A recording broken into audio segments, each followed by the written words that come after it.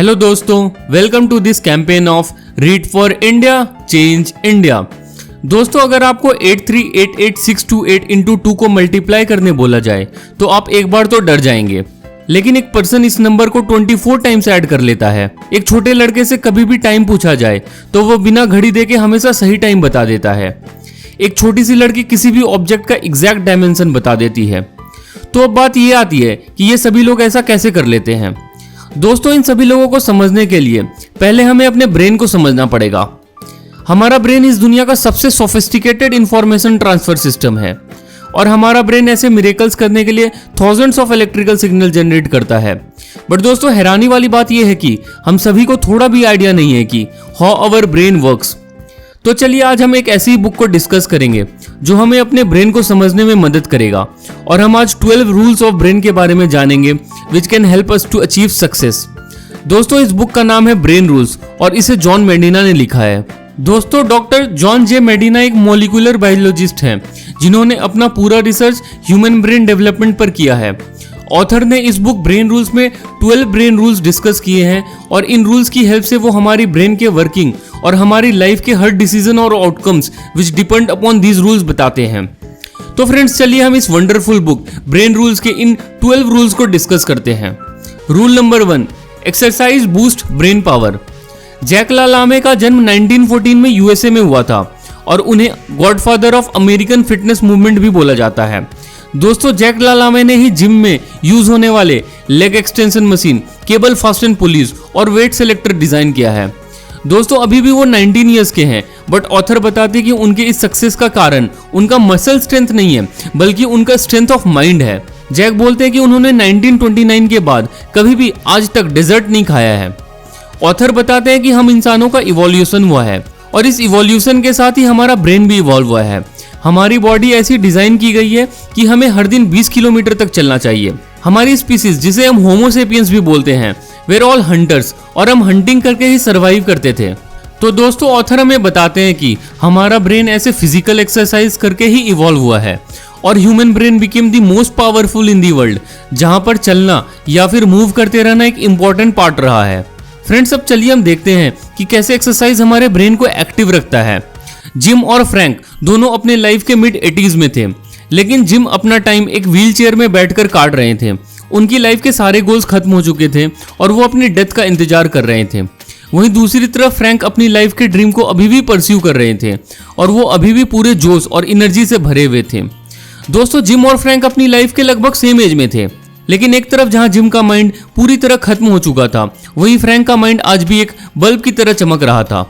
तो दोस्तों, ऑथर हमें बताते हैं कि हमारे ब्रेन का फर्स्ट रूल है टू एक्सरसाइज, और अगर हम कंटिन्यूअसली एक्सरसाइज करते रहेंगे तो हमारी ब्रेन के कॉग्निटिव फंक्शंस अमेजिंग होते जाते हैं। हमारी reasoning power, long term memory, intelligence और भी अच्छी होती जाती है।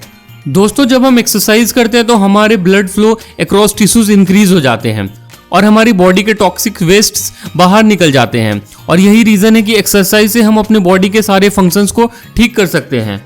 तो हमें ये याद रखना चाहिए कि हमारे ancestors use to walk up to 20 kilometres और वहीं से हमारा ब्रेन इवॉल्व हुआ है। The next lesson is survival. दोस्तों, साइंटिस्ट का ये मानना है कि 99.99% स्पीसीज इस दुनिया के खत्म हो चुके हैं, लेकिन ह्यूमन ही एक ऐसा स्पीसीज है जो इतने साल के बाद भी इवॉल्व कर रहा है।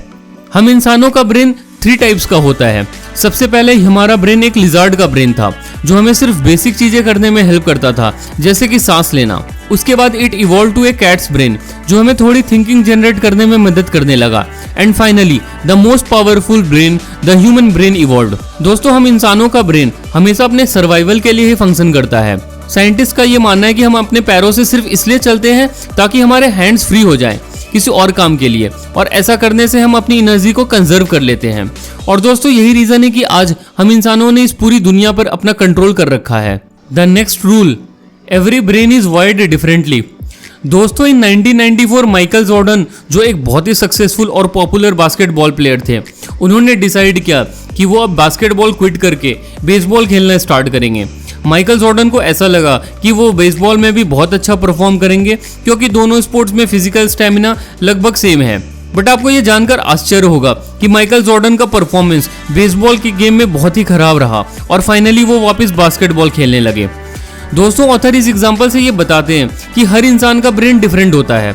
इनफैक्ट दो ट्विंस जो दिखने में बिल्कुल सेम है, उनके ब्रेन की वायरिंग भी डिफरेंट होती है। दोस्तों ये फैक्ट साइंटिफिकली प्रूवन है कि जब हम कोई नई चीज सीखते हैं या फिर कोई नया स्किल डेवलप करते हैं तो हमारी ब्रेन की वायरिंग चेंज होती रहती है।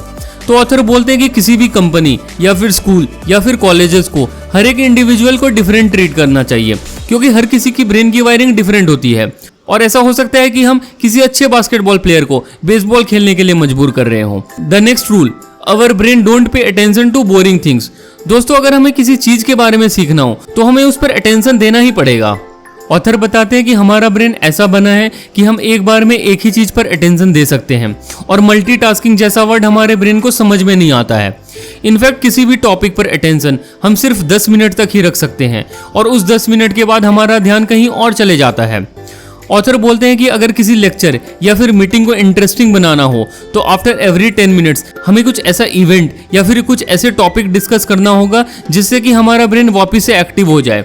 दोस्तों ऑथर बोलते हैं कि अटेंशन को सीख करने के लिए इमोशनली चार्ज इवेंट्स का हम मदद ले सकते हैं, जिससे हमारा ब्रेन क्विकली रिस्पॉन्ड करता है। The next rule, repeat to remember. दोस्तों हमारे ब्रेन की सबसे अच्छी आदत है कि हमें चीजें याद रहती है। ऐसा हमारे साथ कभी नहीं होता है कि हम सुबह नींद से उठे और हम सब कुछ भूल चुके हों। लेकिन फ्रेंड साइंटिस्ट बताते हैं कि हमारे ब्रेन की मेमोरीज डिफरेंट टाइप्स की होती है। कुछ शॉर्ट टर्म मेमोरीज होती है जो कुछ टाइम में खत्म हो जाती है, और कुछ लॉन्ग टर्म मेमोरीज होती है जो हमें पूरी जिंदगी याद रहती है। ऑथर बोलते हैं कि अगर हम किसी भी इवेंट या फिर इंफॉर्मेशन को पूरे डिटेल तरीके से समझे और उसे कंटिन्यूसली रिपीट करते रहें तो वो इवेंट या फिर इंफॉर्मेशन हमें पूरी जिंदगी याद रह जाती है। The next rule is sleep well, think well. दोस्तों 1965 में एक 17 साल के कॉलेज स्टूडेंट रैंडी गार्डनर ने डिसाइड किया कि वो अपने साइंस फेयर प्रोजेक्ट में 11 डेज बिना सोए अपने एक्सपीरियंस को डिस्क्राइब करेंगे।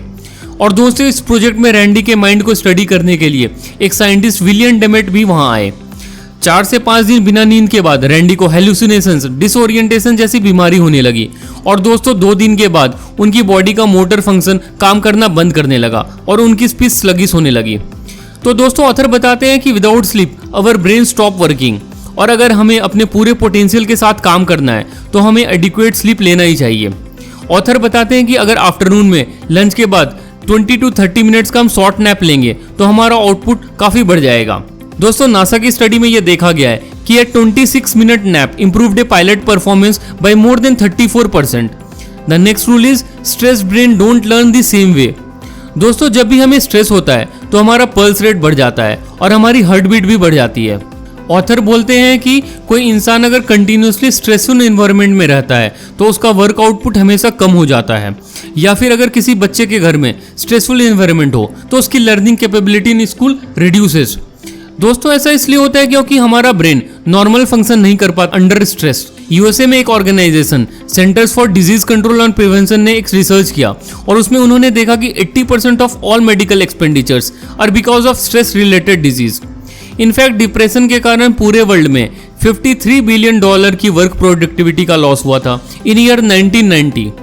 दोस्तों स्ट्रेस के कारण कंपनीज को हर साल 200 से 300 बिलियन डॉलर का लॉस होता है।